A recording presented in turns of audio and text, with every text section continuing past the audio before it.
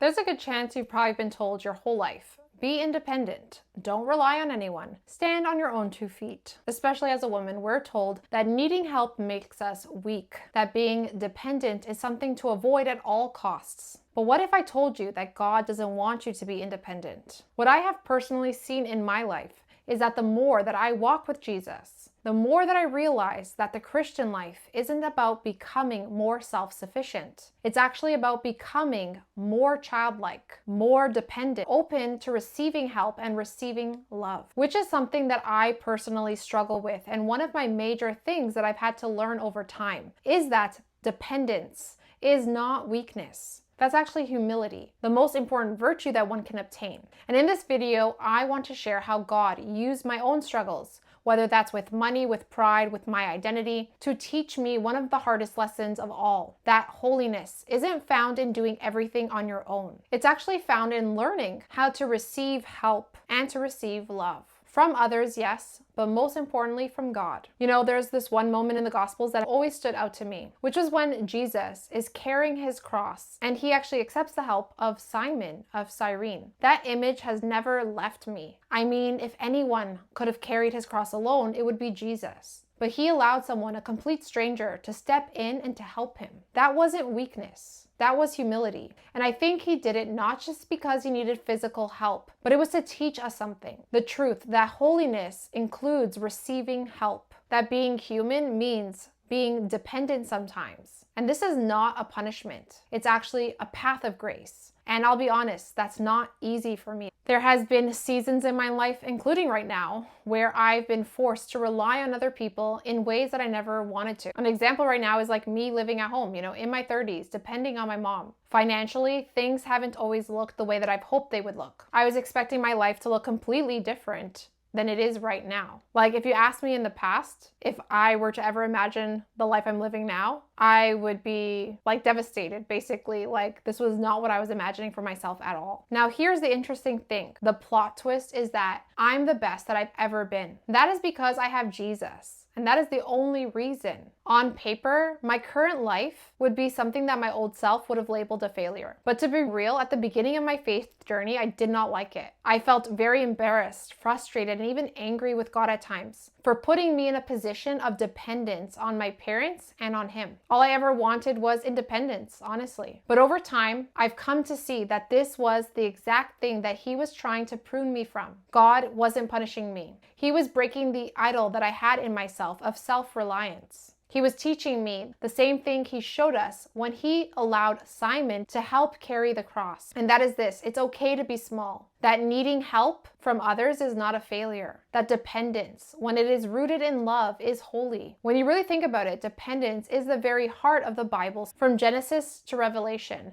we see one central truth. Humanity gets into trouble when we try to live without God. And we find healing, holiness, and purpose when we return to dependency on him. Let's first look at the garden, where we see that original sin was actually an attempt at independence. You see, in Genesis, Adam and Eve's sin wasn't just disobedience, it was about self-reliance. The serpent tempted them by saying, "You will be like God." In other words, you don't need God. You can be your own authority. You can be independent. And that lie, the same one that we're sold today, broke everything. Sin entered the world through prideful independence. Or how about in the desert? God teaches the Israelites dependence when God led Israel out of Egypt. They had to depend on him daily for food, literal bread from heaven. Manna fell every morning, but they weren't allowed to store it up. And why? Because God was teaching them to trust him one day at a time. That's not just a survival story. It's spiritual training. He was forming a people to learn to lean on him. Then Jesus came, and what did he do?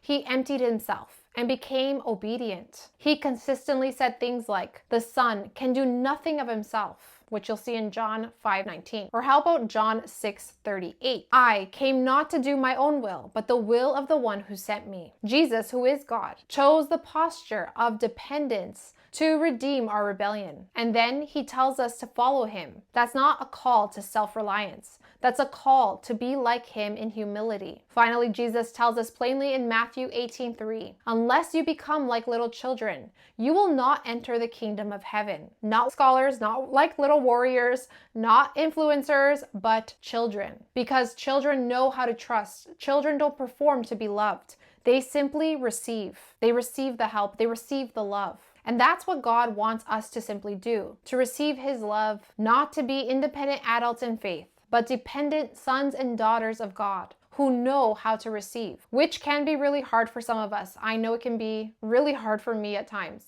And it's still something I'm constantly working on, accepting help and accepting love from others, because it just does not come easy for me. I would prefer to be independent. I would prefer not needing other people's help. And it's hard for me to accept the help, to ask for the help, or even to accept love, honestly. I've seen that a lot in my life as well. And I still have my moments that I don't like the dependence, or that I have a hard time receiving love. God is still working on me, working on my pride, which is the root cause. And I'm grateful for that.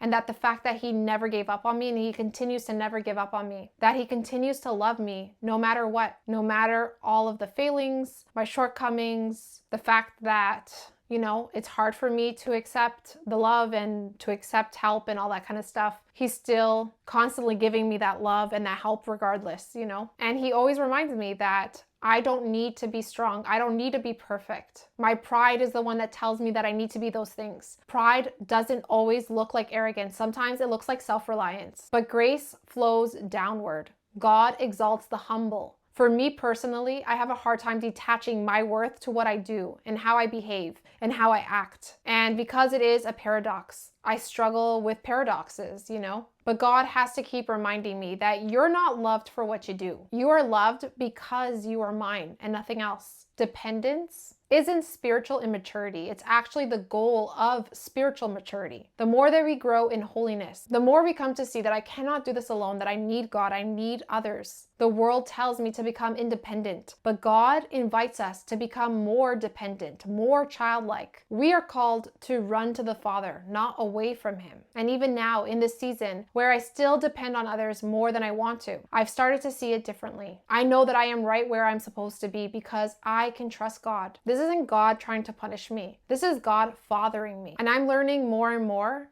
to accept that help, whether it's from God, from others, to just learn to be accepting, to be open. So if you're in a season of needing help, of leaning on others, or learning how to receive, I want you to know this. You are not failing. You are where God wants you to be right now. You're walking the same path that Jesus walked, the path of humility, trust, and deep holy dependence. So that is it. That's my message today. I hope you guys got something out of this video. And like always, I hope you guys all have an amazing day. I'll see you guys in the next one, and God bless.